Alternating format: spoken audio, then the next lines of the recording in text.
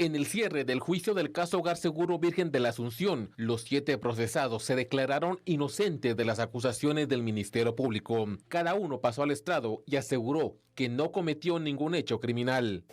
Pero quiero darle un mensaje a los familiares de las víctimas fallecidas y sobrevivientes, que tengan la plena seguridad que Carlos Rodas no le provocó ningún daño a sus hijas, a las adolescentes que fallecieron y sobrevivieron. Tuve más de 7 años y meses privada de mi libertad, siendo inocente. Yo soy madre y ahora le pido, señora juez, que sea justa porque las pruebas no han sido suficientes, no han presentado lo que realmente ellos han querido presentar, que yo no firmé. Para la juez del proceso, Ingrid Cifuentes, en el juicio quedó evidenciado que los derechos humanos de los menores fueron violentados en diferentes ocasiones. Estuvieran las adolescentes bajo la disposición de la policía y abusando de su cargo permitió que personal de la Policía Nacional Civil bajo el mando del subcomisario Borja ingresaran al interior de Hogar Seguro y se hicieran cargo del sometimiento, ingreso, encierro y custodia, acto arbitrario por medio del cual delegó la función pública, siendo la autoridad superior y el funcionario de mayor jerarquía de la Secretaría de Bienestar Social. Las y los menores estaban bajo la protección de un hogar seguro. No fue necesario llamar a la Policía Nacional Civil, cuestionó la juzgadora. Los acusados, como autoridades que atendieron la emergencia, tomaron la mala decisión de encerrarlas en el módulo de pedagogía, un espacio que unas horas después se convirtió en un horno de 300 grados centígrados. Forman un área de triage para establecer quiénes estaban vivos y quiénes estaban fallecidos. En este caso es importante establecer que se establece a través de los órganos de prueba que empiezan a traer botes de agua, botes salvavidas y con eso apagan el incendio o el fuego, mientras algún grupo de cadáveres se quedan apiñados adentro del salón y algunas son atendidas pero con botes de agua, ni siquiera habían extinguidores. Con la declaración de unos testigos quedó demostrado que Lucinda Marroquín, como agente policial, se negó a abrir la puerta del salón donde fueron encerradas las menores. De que empezaron a ver que salía un humo de ese salón y que le empiezan a indicar a la subinspectora, jefa, hay humo. Jefa, hay humo. Y la señora subinspectora no atendía ese llamado, sino que al contrario, pues se encontraba hablando por teléfono. Y cuando le indicaron pues de que las niñas se iban a quemar, pues les dijo que se quemen. La juez declaró culpables a 6 personas y les impuso penas de 6 a 25 años de cárcel. Del delito de maltrato contra personas menores de edad, por lo cual se le impone la pena de 5 años de prisión conmutable a razón de 50 quetzales diarios. El señor Santos Torres Ramírez es autor responsable del delito de incumplimiento de deberes, por lo cual se le impone la pena de 6 años de prisión inconmutables e inhabilitación especial de obtener cargos, empleos y comisiones públicas por 4 años. También el acusado Santos Torres Ramírez es autor responsable del delito de abuso de autoridad, por lo cual se le impone la pena de 6 años de prisión, o sea, la pena máxima. El abogado Jaro Flores, como representante de la Procuraduría General de la Nación, fue declarado inocente, quedó absuelto de los cargos penales del Ministerio Público. 8 de marzo del 2017, 41 niñas fallecieron en el Hogar Seguro Virgen de la Asunción. Vamos a iniciar entonces con este análisis donde le damos a conocer también la información sobre la lectura de sentencia condenatoria por este caso que, imagínense, 8 años después se da esta sentencia. Y quiero iniciar precisamente con el tiempo, Fernando. ¿Qué factores crees tú que permitieron o que hicieron que tardara tanto este proceso en llegar a lo que hoy pudimos ver, la lectura de sentencias? Bueno, estás hablando que en materia penal y procesal penal un tipo de debate de estos realmente no lo vas a poder sacar en poco tiempo. Si por ponerte un caso, un ejemplo comparativo, en algo que obviamente no tiene mucho que ver penal con lo que te voy a decir ahorita, que es materia laboral. Para tener una sentencia en materia laboral te puede llevar 5 o 6 años. Entonces, no digamos en un ámbito penal, en donde hay una cantidad de imputados realmente que es bastante fuerte, ver cada uno de los análisis de cuáles fueron las actuaciones y actitudes de cada uno de ellos, escuchar las versiones tanto del Ministerio Público a través de las investigaciones individualizadas como los mecanismos de defensa que los imputados presenten ante la judicatura. Entonces, con esto te digo una cosa, el tiempo pareciera que es mucho, y sí, es mucho, pero te recuerdo que estamos en Guatemala, te recuerdo que tenemos aquí un fenómeno que realmente se convierte en un indicador muy, muy triste para la impartición de justicia, y es ese retraso. Es un retraso burocrático que lamentablemente se da por la cantidad de trabajo que se tiene dentro del organismo judicial. Entonces, este tema del tiempo creo que está dentro de los cánones normales, y por supuesto, pues hoy vemos cómo este trágico espacio que marcó un hito en la historia de nuestra Guatemala, hoy tiene a 6 personas con la sentencia correspondiente en su contra.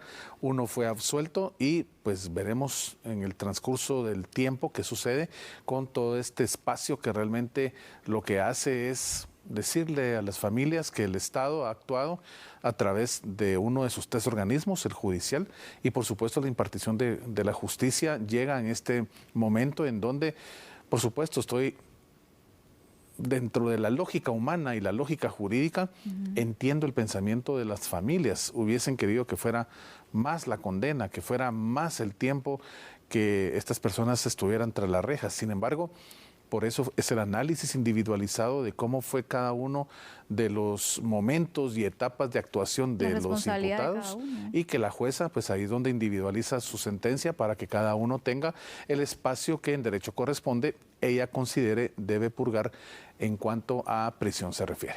En este proceso, en este caso, Fernando, ¿qué pruebas y qué momentos crees que fueron clave también para el desarrollo del mismo?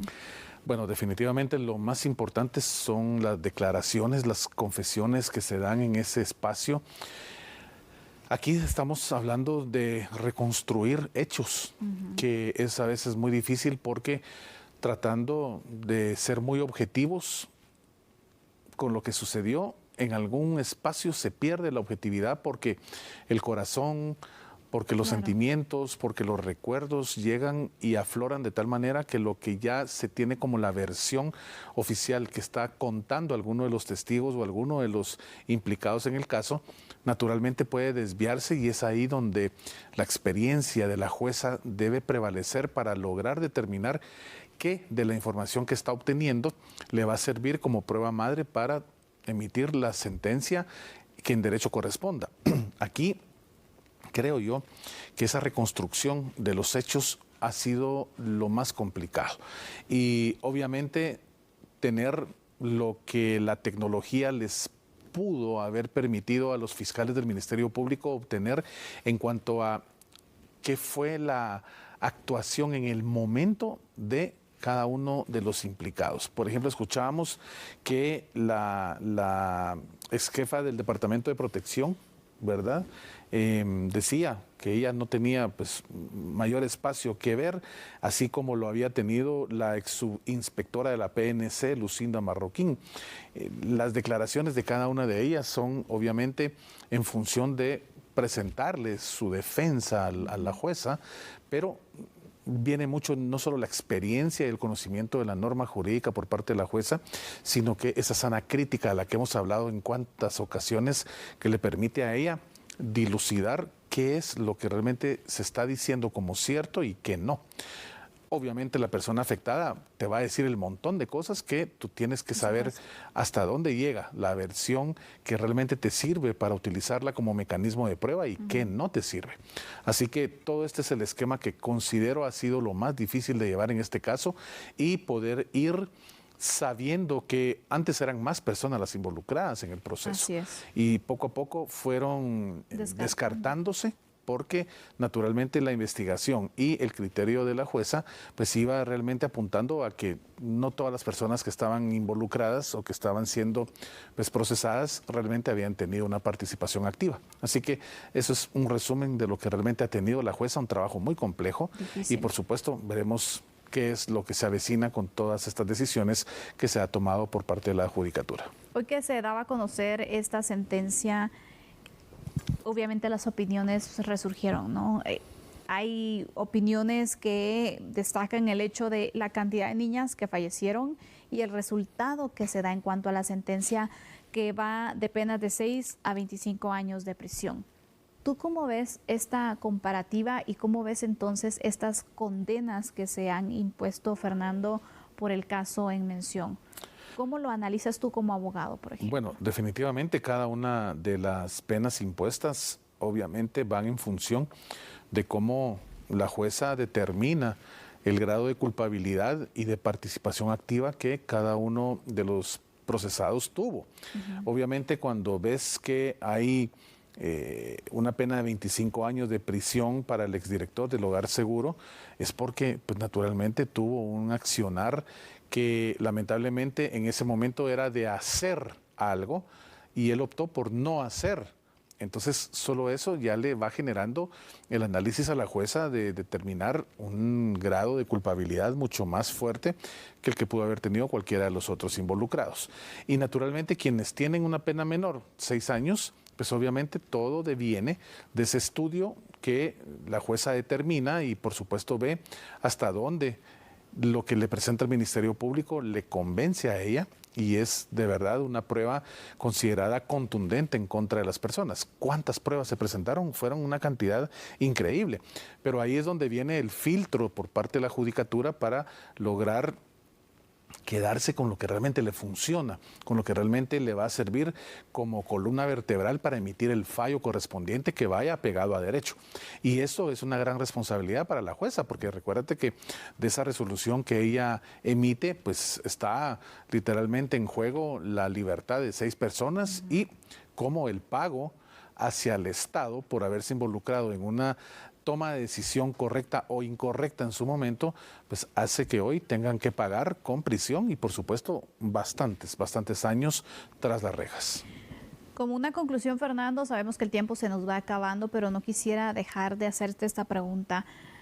Del caso Hogar Seguro Virgen de la Asunción a este tiempo, 8 años que han transcurrido, ¿cómo crees que hemos ido avanzando? Si lo hemos hecho en cuanto a la protección de la niñez, la adolescencia, enfocándonos en este caso, nos ha dejado un precedente, ha dejado lecciones aprendidas, lo que sucedió ese 8 de marzo en el Hogar Seguro Virgen de la Asunción, ¿o cómo lo podríamos analizar para ir concluyendo? Mira, lo más importante es tener un aprendizaje, definitivamente. ¿Qué tanto esta situación tan difícil que vivió Guatemala ha generado un parteaguas, un hito que te pueda decir un antes y un después? Realmente vemos en toda la información que cubre TN23 a diario que realmente la vulnerabilidad de nuestra niñez y adolescencia continúa a flor de piel. Son cada vez más las herramientas, sobre todo las tecnológicas, que hacen que esta niñez y adolescencia, de verdad, todos los días esté tratando de quitarse de enfrente la problemática de un agresor que quiera afectarles. Y cuando estamos hablando de niñez y adolescencia que está en custodia del Estado, pues definitivamente necesitamos mejorar mucho. Gracias, Fernando, por tus aportes, por darnos también ese análisis legal. Él es un abogado que sin duda alguna, pues bueno, toda esa experiencia nos viene a ilustrar sobre lo que ha sucedido con esta sentencia, porque vamos aquí en el análisis de lo que la ley permite y todos los procesos que se deben seguir también en este caso de Hogar Seguro Virgen de la Asunción. Este ha sido uno de los temas destacados y sin duda lo teníamos que abordar aquí con ustedes, así que gracias, Fernando, por siempre darnos esta explicación bastante clara para que podamos comprender casos tan complejos como el que hoy hemos tratado. Es un gusto, Sandy. Es un placer estar contigo aquí en el espacio de A la Medida y por supuesto compartir con ustedes, amigos y amigas televidentes, todo este bagaje de información jurídica. Por supuesto, buena noche. No cambie porque regresa Sandy con más información. Vamos a la pausa, ya volvemos.